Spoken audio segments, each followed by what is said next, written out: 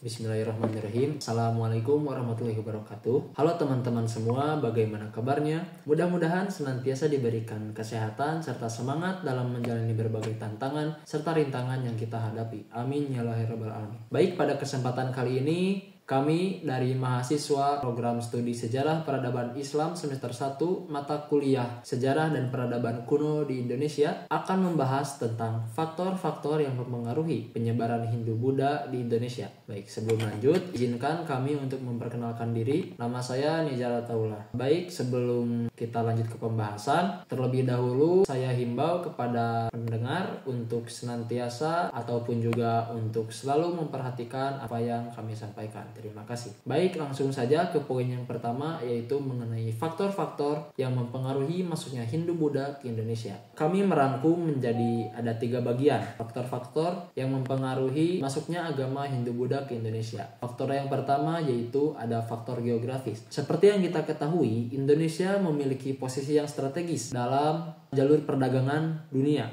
bahkan internasional, terutama melalui kapal-kapal yang datang dari India ataupun Tiongkok. Indonesia juga memiliki banyak pulau dan pelabuhan yang menjadi tempat singgah para pedagang, pelaut, atau pengelana dari berbagai negara. Hal ini memudahkan terjadinya kontak dan interaksi antar masyarakat Nusantara dengan masyarakat India atau Tiongkok yang membawa agama dan kebudayaan masing-masing. Dari penjelasan di atas dapat kita simpulkan bahwasanya faktor geografis merupakan faktor penting yang mempengaruhi mengapa agama Hindu dan Buddha bisa datang ke Indonesia. Karena apa? Karena melalui pelabuhan, melalui kegiatan perdagangan bisa kita lihat bahwasanya pedagang-pedagang dari berbagai mancanegara, khususnya dari India, yang membawa agama Hindu sekaligus bisa menyebarkannya di Indonesia. Yang kedua yaitu faktor sosial dan budaya. Indonesia memiliki masyarakat yang terbuka dan toleran terhadap pengaruh budaya asing. Masyarakat Nusantara juga memiliki kemiripan budaya dengan masyarakat India atau Tiongkok, seperti sistem kekerabatan, adat istiadat, dan kepercayaan animisme dan dinamisme. Hal ini memudahkan terjadinya akulturasi atau penyesuaian budaya antara masyarakat Nusantara dengan masyarakat India atau Tiongkok yang membawa agama Hindu-Buddha. Dari penjelasan di atas dapat kita simpulkan bahwasanya faktor yang kedua yang mempengaruhi mengapa agama Hindu dan Buddha bisa berkembang di Indonesia yaitu faktor sosial dan budaya. Faktor yang ketiga yaitu faktor politik. Dengan masuknya agama Hindu dan Buddha ke Indonesia, mulai bermunculan kerajaan-kerajaan yang bercorak Hindu dan Buddha. Seperti yang kita ketahui, kerajaan pertama yang menganut atau negara bercorak Hindu yaitu Kerajaan Kutai yang berdiri sekitar tahun 400 Masehi, yang diawali ataupun juga dipimpin pertama kali oleh Raja Kudungga dan juga dengan raja yang terkenalnya yaitu Raja Malawarman. Selanjutnya kita juga bisa melihat kerajaan-kerajaan bercorak Hindu Buddha yang lain seperti Kerajaan Tarumanegara, Kalingga, Singasari, Kerajaan Sriwijaya, Mataram Hindu, Mataram Buddha, Majapahit, dan lain sebagainya. Kerajaan-kerajaan yang beragama Hindu dan Buddha memiliki hubungan diplomatik dengan kerajaan di India atau di Tiongkok yang beragama Hindu atau Buddha. Kerajaan-kerajaan di Nusantara juga mengadopsi sistem pemerintahan hukum dan tata cara upacara dari kerajaan-kerajaan di India atau Tiongkok sebagai bentuk pengakuan dan penghormatan terhadap mereka. Setelahnya, selain ada faktor-faktor di atas, ada juga faktor yang berasal dari internal ataupun dari negara Indonesia sendiri. Ya, yang selanjutnya akan dilanjutkan oleh saudara Jikri Nur Hidayat. Padanya saya persilahkan.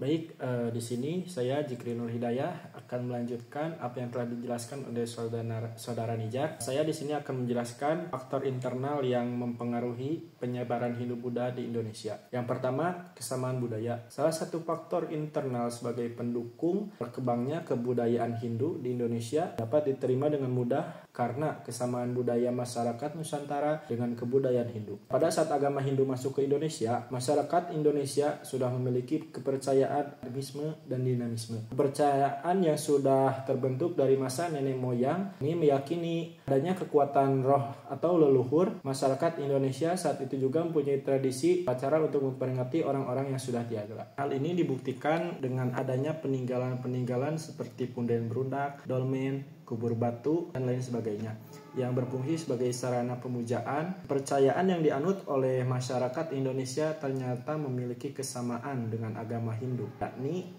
meyakini roh dan para dewa. Yang kedua yaitu sifat ramah dan terbuka. Salah satu faktor utama yang mempengaruhi perkembangan agama Hindu di Indonesia adalah sifat masyarakat itu sendiri, yaitu sifat ramah. Sifat masyarakat Indonesia terkenal ramah dan terbuka kepada para pendatang dan dari negeri lain. Faktor inilah yang mempengaruhi para pendatang yang membawa agama Hindu ke Indonesia mudah untuk berbaur dan menyebarkan ajaran agama tersebut serta budaya yang mereka bawa. Terus yang selanjutnya yaitu yang ketiga, belum adanya agama. Belum adanya agama yang diadopsi oleh masyarakat Indonesia pada kala itu juga menjadi faktor internal berkembangnya agama Hindu. Kedatangan agama Hindu membuat masyarakat yang masih menganut kepercayaan animisme dan dinamisme tertarik untuk mempelajari agama Hindu lebih dalam. Itulah mengapa agama dan kebudayaan Hindu mudah diterima oleh masyarakat Indonesia. Bahkan perkembangan agama dan budaya Hindu di Indonesia mampu mengubah struktur dan tatanan sosial tidak hanya dalam lingkup kecil, melainkan mampu menumbuhkan kerajaan-kerajaan yang tersebar di seluruh wilayah Nusantara atau di seluruh wilayah Indonesia.